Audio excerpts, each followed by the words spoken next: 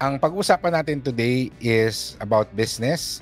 Particularly, isa sa mga common questions na tinatanong sa akin is, mas maganda bang magtayo ng sariling negosyo or mag-franchise na lang ng business? So ano nga ba yung mas okay? Ano ba yung dapat na kukunin mo? Or ano ba yung option na mas okay ngayon? So business, build your own versus getting a franchise.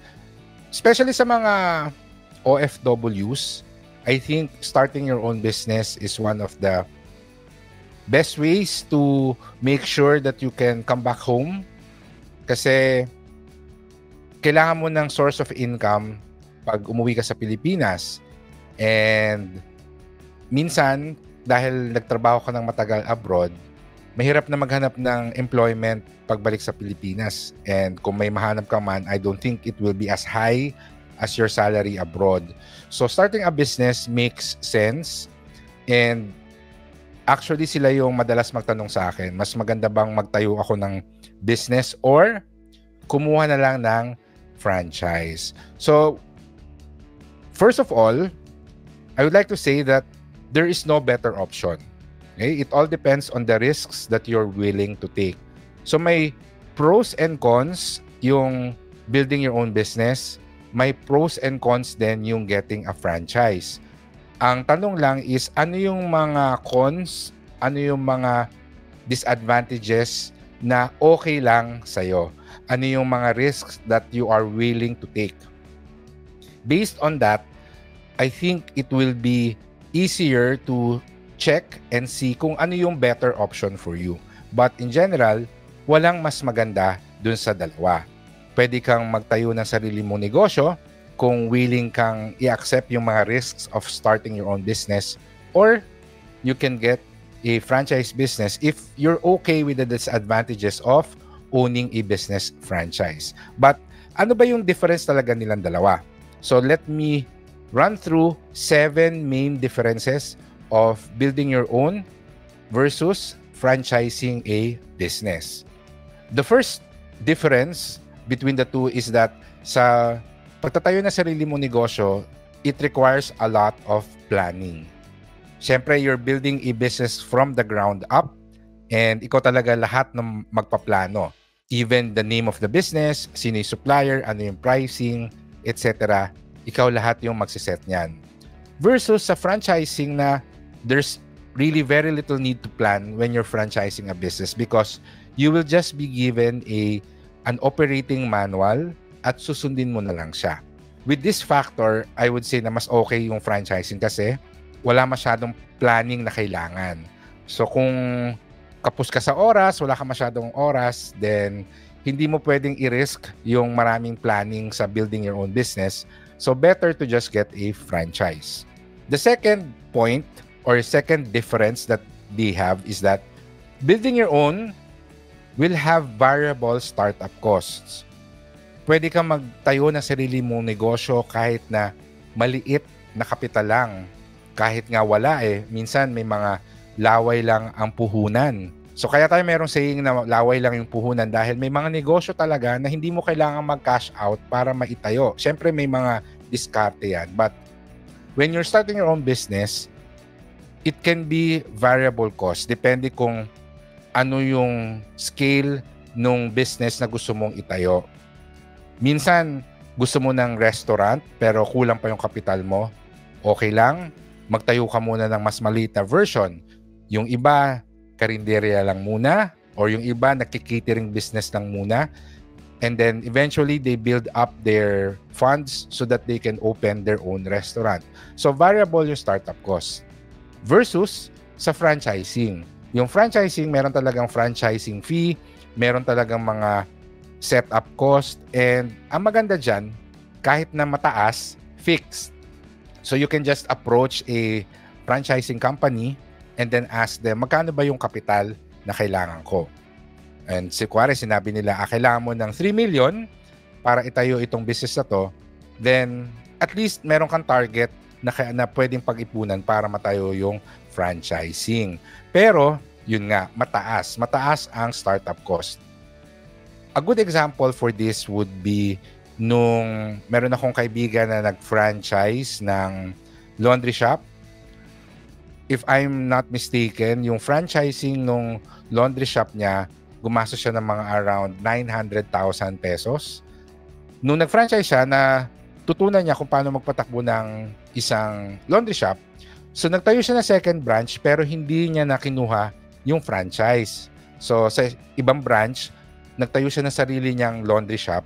And ang sabi niya sa akin, around 300 to 400,000 lang yung nagastos niya sa pag-setup nung same scale or same size ng business nung franchise niya. So, you can have a good idea kung gaano kalaking diferensya na kapital yung kailangan ninyo. So again, kung ikaw ay medyo kapos sa kapital, you don't really have a lot of funds, then probably ang better option sa'yo is to build your own business. Okay, so ang point dito sa part na to is building your own.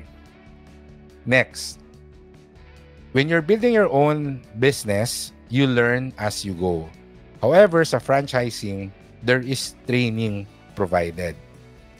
So kung ikaw ay magtatayo ng isang restaurant, ikaw yung gagawa ng recipes mo, ikaw yung mag-aaral kung ano ba yung tamang timpla ng food, ano yung tamang process ng pag-prepare ng food, etc. So marami kang kailangang i-research, kailangang i-document, kailangang pag-aralan. Versus sa franchising na yun nga, meron kayong operating manual, operations manual, and magpo-provide ng training. Attend ka lang ng training, alam mo na kung paano i-prepare yung mga products, alam mo na kung paano patakbuhin yung negosyo, kung paano i-manage yung business. So kung ayaw mo na nagre-research, ayaw mo na nag-document, ayaw masyado na marami pang iisipin or aasikasuhin, then franchising could be a better option for you kasi meron kang katulong, no? Meron kang guide from the franchising company, and they will definitely teach you the ins and outs of the business through yung regular training that they conduct. In building your own business, hindi important na meron kang business background, pero it is definitely an advantage kung meron kang prior experience sa pagnenegosyo. Kasi nga, hindi ganun kadali magtayo ng sarili negosyo. Pero kung meron ka ng prior experience, then definitely may mga lessons ka na pwedeng dalhin dun sa next venture mo. Kung zero knowledge ka talaga sa pagtatayo ng negosyo, may advantage ang pagpa-franchise ng business kasi hahawakan nila yung kamay mo at i-guide ka kung paano itayo yung negosyo. So, if you don't have any business background, mas may advantage ang pagpa-franchise ng business. However, that doesn't mean na hindi ka magsasucceed in building your own business kung wala kang prior experience. Ang sinasabi lang natin dito is medyo mas mahirap. Okay? May advantage kung meron kang prior entrepreneurship experience. Okay? Next, flexibility and in management versus must strictly follow a manual. Sa building your own business, because ikaw yung nagtayo nun, ikaw yung nagplano nun, merong flexibility sa kung paano siya papatakbuhin. Versus kapag nag-franchise ka ng business, kailangan consistent kayo across all branches, di ba? Ang favorite kong mini-mention dito is yung sa isa kong kaibigan na nag-franchise ng isang pharmacy. So dun sa kanyang pharmacy na franchise, marami nagtatanong sa kanya kung meron siyang tinitinda nitong particular na supplement. Okay? So unfortunately, hindi part nung product roster nung pharmacy franchise business yung supplement na maraming naghahanap. So hindi niya mabenta. Kasi kailangan niyang maging stricto sa pagsunod dun sa operations manual ng business. Versus yung katabi niyang drugstore, so yung may-ari ng drugstore na katabi niya ay, they built it on their own, it's not a franchise business. Dun lagi bumibili yung mga tao nung particular supplement na hinahanap parate. So nung umpisa, walang tinda yung katabi niyang drugstore dahil marami nagtatanong, napansin ng may-ari, bigla sila nagtinda ng supplement na laging hinahanap ng mga tricycle drivers actually. Okay?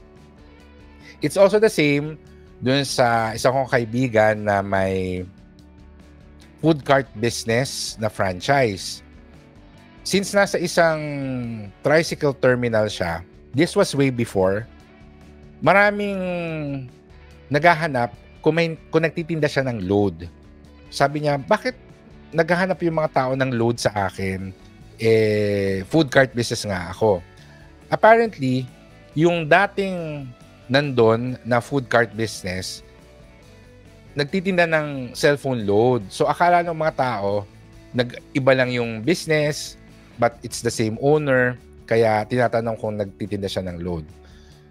Unfortunately, hindi siya pwede magtinda ng cellphone load kasi wala naman dun sa agreement niya with the franchise company na pwede siya magbenta ng load. Kailangan yung pagkain lang yung binibenta niya. Natitempt siya magbenta under the table pero sabi niya baka magkaroon pa ng problema, wag na lang. So eventually, yung isang, sabi niya sa akin, isang manian na dati mani, yosi lang yung binibenta, biglang nagbebenta na rin ng load. Nung nalaman niya na hindi siya pwede magbenta ng load. Yun. So, there's really a lot of flexibility in how you run a business if you build it yourself. But if you are operating a franchise business, you must strictly follow the manual. When you are building your own business, it's important to build your brand. Hindi ka kilala. Siyempre, bago ka sa market and it will take some effort para ipakilala yung brand mo sa ibang tao. Versus, if you're franchising a business, kilala na usually kagad yung brand mo and hindi mo na kailangan masyadong mag-market siguro. Ang maganda nga dyan, tinatayo pa lang yung pwesto mo, alam na ng mga tao kasi kilala na yung brand. Katulad nung sa isa kong kaibigan na nag-franchise ng Julie's Bake Shop. So, yung signage pa lang yung nandun, nagko-construction pa lang. Excited na yung mga tao na bumili kasi, finally daw, merong malapit na bake shop kasi yun yung kulang dun sa area. Nasa province ito eh. So, kung ikaw ay magtatayo ng sarili mong bake shop dun sa lugar na yon, syempre, titingnan pa ng mga tao na anong okay kaya dito yung tinapay? Masarap kaya dito? So, magtataka pa sila or mag-iisip pa sila, magdadalawang isip pa sila. So, merong slow startup pagdating sa getting loyal customers if you're building your own business versus franchising a business na meron na kagad established na following. Ngayon, depende sa inyo kung kung okay sa inyo i-take yung risk of building your own brand. But at this point, si franchising ang mas may advantage. Lastly, if you built your own brand, ito yung medyo ironic sa kanya. If you built your own business, you actually have the opportunity to grow your business by franchising. So yung tinayo mong negosyo, siguro after 1 year, 2 years, pwede mo na rin siyang i-offer as a franchising business at dun ka lalago. Dun lalaki yung negosyo mo. Kasi honestly, you can put up more branches pero nakakapagod yon. Ano siya? Management nightmare, sabi nga nila. But you can definitely consult with a franchising company and find a way to offer your business as a franchise opportunity to others. At dun ka lalaki. So that will actually take a lot of work also, but the opportunities are really a lot, no? Big, very big yung opportunities dyan. Versus sa franchising kasi you are part of a family, of a franchising family. So I would say na as long as successful yung brand, as long as mabenta yung brand, then you will just continue and experience steady success if you get a franchise business. So kumbaga, from the start, sa building your own business, maliit. Sabihin na natin na 1 ang success rating mo. Pero as time goes, magiging 10, magiging 20, 30. Sabihin na natin nung nag-reach ka ng 50 na success rating, in-offer mo siya as a franchising. And maraming na-excite, maraming kumuha ng franchise, then definitely you can experience a lot of growth in your business. From 50, pwede kang dumiretso ng 90, 100. Okay? Ngayon, if you're franchising a business, when you start, since you already have brand equity, kilala na kagad yung negosyo mo, you don't start at 1 or 0. Pwedeng nasa 30 ka or nasa 40 ka na kagad. Pero, depende ngayon kung gaano ka-aggressive yung franchising company sa pagpapalago ng business.